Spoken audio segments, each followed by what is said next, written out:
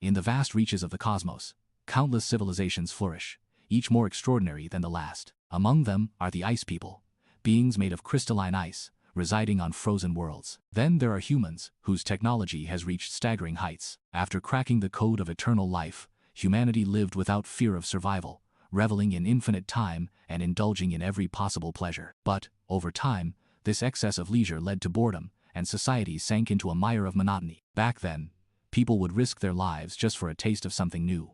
Earth's population nearly halved in those fleeting decades. That's when a reality show director with a knack for entertaining the masses and a ruthless streak became the president of the Earth Federation. He launched a cosmic-scale reality show, where the entertainment was the obliteration of other civilizations. As one inferior civilization after another crumbled before human eyes, billions of humans were whipped into a frenzy. Humanity sailed through the depths of space, leaving a scorched trail of annihilated civilizations in their wake. Now, their home planet, transformed into a massive cannon, approached another world, their next target. The president stood atop the tallest building on Earth, gazing down at the masses below, like ants. He felt the ground shake, a tremor from the synchronized cheers and screams of billions. Speaking into a transmitter aimed at the frozen planet, he delivered the show's famous opening line. "Challenge or destruction, choose one." The words, instantly translated, echoed through every corner of the frozen world. The Ice People's leader, without hesitation, chose the challenge. When humans entered the observable range, scholars concluded that with their advanced technology, wiping out the Ice People would be a breeze. The Ice People's leader knew his only duty was to ensure their civilization's survival at any cost, and had already decided to surrender to humanity. Upon receiving the response, the president grinned, pretending to ponder, and muttered, "Let me think of a fitting challenge for you." The scene shifted to the perspective of an ice person. Since you were born, Earth had always been there. The elders avoided talking about the stories surrounding that planet, only mentioning that it appeared 20 years ago. If you probed further, they would dismissively say, "Don't ask so many questions. Focus on your running, and grow up to bring honor to the Ice People." Since birth, the word most frequently mentioned around you has been running. From classroom lessons, you understand that the Ice People's physiology is perfect for running, and your kind has a tradition of running since ancient time. However, the current craze that has brought society to a standstill, where everyone practices long-distance running, began 20 years ago. You know this must be related to the appearance of Earth. You love running, a passion untainted by elders' admonitions or societal trends, just a pure love for it. Maybe that's why you run more easily and swiftly than others, who push through with sheer willpower. Olivia, a girl ice person who grew up with you, gradually can't keep up with you anymore. You turn back to see her panting, telling you not to wait for her, to keep running. You press on, telling Olivia you'll wait for her ahead. As you run, your speed outstrips all the adults in their prime around you. You gradually realize you're the fastest runner in your vicinity, and get selected for a special school, where you meet others like you who truly love running. There, you finally encounter opponents faster than you.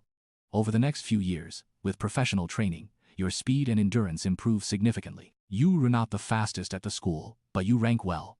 Naturally, you re-selected for the honorable team. The principal leads the team to the seaside. You're not sure why you're here, and the principal offers no explanation, only instructing you to run 500 meters along the coastline. Everyone quickly gets into the rhythm. When you finish the run and cross the finish line, you find yourself in first place. It seems someone on the team made a mistake midway, allowing you to luckily secure this position. You lie on the ground, motionless, the fatigue after pushing your body to the limit making you wish to lie there forever. Soon, you notice figures not far away. When you recognize one of them, you miraculously get up, for you have identified the leader of the Ice People, a name you've only heard in stories before. You line up, and the leader offers each of you encouragement. When he stands before you, telling you that you are the hope of the Ice People, to keep running, and various words of affirmation and encouragement, you unexpectedly do not feel the excitement you imagined. Because from the leader's smile, you sense a deeply hidden despondency and disappointment. Before the leader walks away, you say, "I'm sorry." The leader is not surprised by your sudden apology. He just shakes his head and says, "Child, you misunderstand, you need not feel guilty. In fact, all of you are excellent." Those words were not mere formalities. They were indeed the most sincere hopes placed upon you. Keep running, even though the path ahead is bright. In the days that follow, you never give up running, but your improvements become increasingly disproportionate to your training. Life seems to have fallen into a meaningless cycle, and your passion is being worn away bit by bit. You take advantage of a holiday to return to your hometown. By the time you reach your family, dawn is approaching. Besides the excitement of reunion, there is also concern for other matters in their eyes. Upon inquiry, you learn that upon hearing of your return, Olivia went out to meet you. But now you have arrived, and Olivia has not yet returned. You watch the gradually brightening sky on the horizon, your heart filled with panic. The first ray of sunlight touches your feet, and people hurriedly take shelter indoors. As an ice person, sunlight brings you a deep-seated fear ingrained in your genes. A little boy on Earth, watching the projected images, asks, "Are the ice people afraid of sunlight?" He is one of the last children born before the advent of immortality. His mind and body will not grow. He is an eternal child. His slightly older sister beside him says, "Haven't you noticed they are all nocturnal? If ice people are exposed to sunlight for too long, they will dissolve and die." For ice people, constantly avoiding sunlight is as normal as us humans, continuously breathing. Suppressing the fear in your heart, you step into the sunlight, calling out Olivia's name, running with all your might. The sun, faster than you, breaks free from the horizon's shadow, casting its light and heat upon you and every corner of this land. You can feel the temperature that signifies death. Your feet repeat the simple motion of running, time slipping away with each step, and you feel your body growing hotter. The elders said this is the final sensation before death. After what feels like an eternity of running, you finally find Olivia, clutching her ankle, unconscious by the roadside. Her body shows signs of dissolution under the sunlight. You rush to her, pick her up, using your body to shield her from the sun, and carry her back step by step. Upon returning to the house, you hand Olivia over to others and collapse from exhaustion. Thanks to your timely rescue, Olivia is unharmed after a checkup. Seeing you lying on the ground, some begin to mourn silently, while others cry. They know no ice person can survive so long under the sun. Someone turns your body over, and timid children cover their eyes, expecting to see it dissolve back. But instead, they find your back intact, with no signs of injury. The commotion wakes you. You are equally surprised to find yourself not dead, just exhausted and asleep. The looks from everyone are filled with disbelief, as if they are seeing some rare creature. The doctor, holding your test report, is astonished. He says your body has undergone an unprecedented pathological change, beyond the ice people's technology to diagnose. Fortunately, this condition hasn't caused you any harm. Instead, it has granted your skin the ability to withstand sunlight. The news of an ice person, unafraid of sunlight, quickly spreads. That day, the leader, with a kind smile, tells you, "You are the hope of the ice people." This time, you genuinely see joy and hope in the leader's eyes. And though you don't know the reason, you smile too. When alone with the leader, you realize he is also an old man, caring for you like any ordinary elder. But at one point, he suddenly asks earnestly, "Do you want to become a hero of the ice people?" You nod instinctively. The leader asks, "Do you know why we practice running?" You shake your head. 25 years ago, humans appeared, forcing us to make a choice. We cannot match human technology, so to ensure the continuation of our civilization, we chose the challenge, he explains. Back then, the ice people's leader had already decided to submit to humanity. Upon receiving the response, the human president smiled, pretended to think, and muttered, "Let me think of a suitable challenge for you." A reality show can never lack the segment of tormenting the guests. Soon, the president seemed to have an idea. Observations indicated that your race is adept at running, so let's have an unprecedented long-distance race. The president, looking through the glass at the distant frozen planet similar in size to Earth and its vast continent, proposed a challenge: to run along the coastline of this planet without any assistance, relying solely on physical strength. If any ice person could complete this challenge, we would leave immediately. The human president, delighted by the look of despair on the ice people's faces, knew that setting an impossible goal and watching the guests struggle was the highlight of any reality show. After the cameras captured these expressions of despair, the president spoke again. "We humans have no shortage of time. I can give you a 100-year preparation period. If no ice person can achieve this in a century, your planet will vanish from the universe." The leader finished the story that happened 25 years ago. Perhaps it was the hope in his eyes that kept you from being intimidated by the impossible goal. The leader was pleased with your reaction. On Earth, a boy watched the projection and muttered to himself, "Why are we tormenting these ice people like this?" His sister, sitting beside him, voiced her thoughts aloud. With their level of technology, it's impossible for the ice people to cultivate a mutant with the required speed and endurance within 100 years. And until now, they haven't even started trying. With their current physical condition, they could train until they die and still not complete the challenge. The boy whispered, "It's not entirely impossible. After all, they are really good at running." 10 years passed in the blink of an eye. In the lifespan of an ice person, which spans over 300 years, 10 years is neither long nor short. After these 10 years, sunlight no longer terrifies you.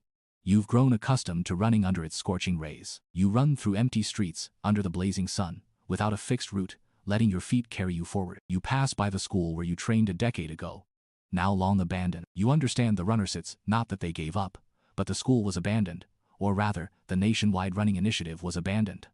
The ice people have new goals now. Running is no longer encouraged, and fewer people run. The fervor for running has shifted to a fervor for work. People have gone to distant places where there's said to be endless work. Shortly after sunset, you return to your hometown, a town much more desolate than it was 10 years ago. Most residents have left for distant jobs, and those who remain are planning to do the same. On your way home, you run into Olivia. She lowers her head and speaks softly. I've been assigned a job in the distant lands. I'm leaving. Her final goodbye carries a sob, and by the time you snap out of it, all that's left is her retreating back. You watch Olivia leave, never finding the words to speak. With a dark expression, you tell the leader, I don't want to do this anymore. The leader comforts you, keep running, you'll become a hero. His response, as if coaxing a child, makes you snap. In your eyes, he's no longer the leader but just an annoying old man. You pour out all the words you've been suppressing. You were wrong from the start. The coastline is 200 kilometers long, equivalent to running around the planet 5 times. Thinking you can complete this challenge through ordinary physical training is pure delusion. You mope for 2 days, undisturbed, but running has become a habit, so you keep going. 20 years pass in the blink of an eye, and you've been running numbly for those 20 years. The town is now empty, everyone having left for distant jobs. In the first few years, you kept in touch with Olivia, but later she said her work was getting busier, and the connection faded. You take a few days off and go to the distant lands to find Olivia. She seems unchanged, but there's no denying you've both grown up. You think Olivia must have married by now, given her age, but you only now learn she's still alone. The city is crowded. Olivia and the others are building giant chimneys that dot the land. Olivia says this is just the beginning, it will take decades to complete them. Before leaving, you finally muster the courage to ask, why don't you come with me? Olivia smiles and declines. Since coming here, I've realized I'm more interested in these blueprints than running. As you were about to leave, Olivia calls out to you. Are you still running? You pause. Is it still running? It feels more like repeating a tedious task. You smile and say, yes, I'm still running. But Olivia interrupts. Then keep running. Isn't that what you love? You run along the coastline, not chasing records or questioning why, simply doing what you love, just like in the beginning. 10 years isn't long, and decades pass in a flash. In the final years of the challenge, Olivia sends you a photo. The chimneys are complete. She stands in front of one, smiling, her face marked by time, but still beautiful. The leader takes you to a square building and tells you this will be your home from now on. Inside the strange structure are rows of containers, each holding a tiny crystal. The boy on Earth asks, what is that? His sister replies, those are ice people embryos. They must be planning for the future. But she adds, when the challenge fails, the Earth's cannon will reduce the entire planet to ashes. These preparations are pointless. The president thinks to himself, there's only a little time left. Are they pinning their hopes on that one runner who's still going? It's absurd. Or maybe they've given up struggling altogether. The leader asks, do you remember the challenge? You reply, run a full lap around the planet's coastline. The sister is stunned. What are these ice people doing? Have they gone mad? But then she realizes, no, they've succeeded. In the tallest building on Earth, the president mutters the same words, they've succeeded. The giant chimneys are thrusters, their immense force pushing the ice-covered planet toward its star. All the ice and the ice people melt, and the sea level rises rapidly. The coastline shrinks to just 10 kilometers. The small house and you, the one unafraid of sunlight, stand at the center of this 10-kilometer coastline. Before I saw this ocean, I always thought I was the only hero. From now on, I no longer need an umbrella, because every rain is my people embracing me.